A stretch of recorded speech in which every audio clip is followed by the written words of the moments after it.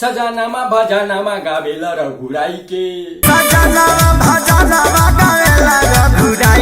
हाजी नमस्कार। तो फिर से खेसारी भैया एगो छोट सिंगर के गाना चुरा के गा दिले बा। क्या बात कर रहे हैं भैया? आज से 3 साल पहले एडियो गाना आल रहे प्रदुमन परदेसी और रोशन राज के। उहे दुगोलवा बड़ा प्रदुमन परदेसी और रोशन राज जे दुगोलवा डांस करता।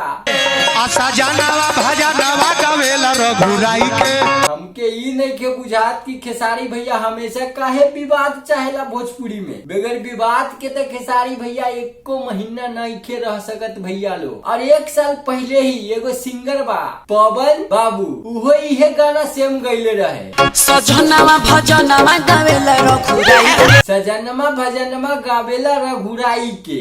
अब भैया जब ये गाना 1 साल पहले 3 साल पहले जब गा के कोई यूट्यूब पर डाल देले बा, और उसके बाद भोजपुरी के इतना बड़ा सुपरस्टार खेसारी लाल यादव जब केहू के गाना चुरा के गा देवे तो वो अच्छा लागेला। देख ला मौसा बतावा। हमके ई समझ में नहीं खे आवत भैया लोग कि खेसारी लाल यादव के राइटर कैसन बारे, बड़ा हरामी हो बेटा, कि दोसर के गाना चुरा के भोजपुरी के सुपरस्टार के गवा देता। क्या बात है सर, क्या बात है सर। अरे वह सबके तो पते बा कि खेसारी लाल यादव के ऊपर केस चलता, मतलब कि दोसर म्यूजिक कंपनी से वो गाना नहीं खे गा सकत। ठीक है समझिया, खाली वो अपने कंपनी से गा सकता, खेसारी म्यूजिक वर्ल्ड से। भैया ये गाना सजनमा गावेला रघुराई के गाना ही खेसारी लाल यादव के 11 नंबर पर यूट्यूब पे भैया ट्रेंड करता और 1 मिलियन प्लस ही व्यू चल गई बा भैया। तो खेसारी लाल यादव के गाना हा, ये बड़ी अच्छी बात कही आप। तो चोरिये केनो रहिया। खेसारी भैया तो जनबे करे थे कि छोटा छोटा सिंगर के गाना चुरा के भोजपुरी में गा देता।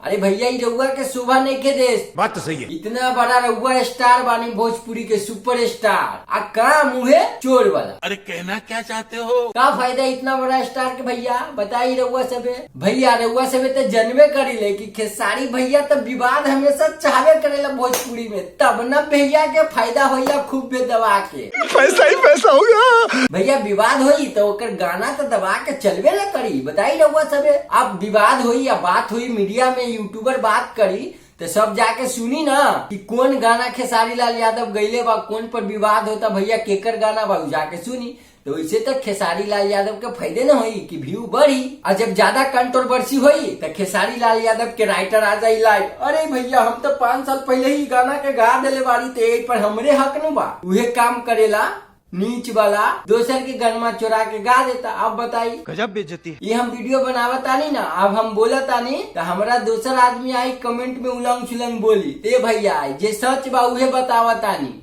देख ली रहुआ सबे ई गाना केकर बा ना बा, आ कौन पहले गईले बा। तो ए पर रहुआ सबे के का विचार बा हमरा कमेंट में जरूर बताई। और हमरा चैनल पर नया बारी तो हमारा चैनल की सब्सक्राइब जरूर कर दे। जब तक के लिए बाय।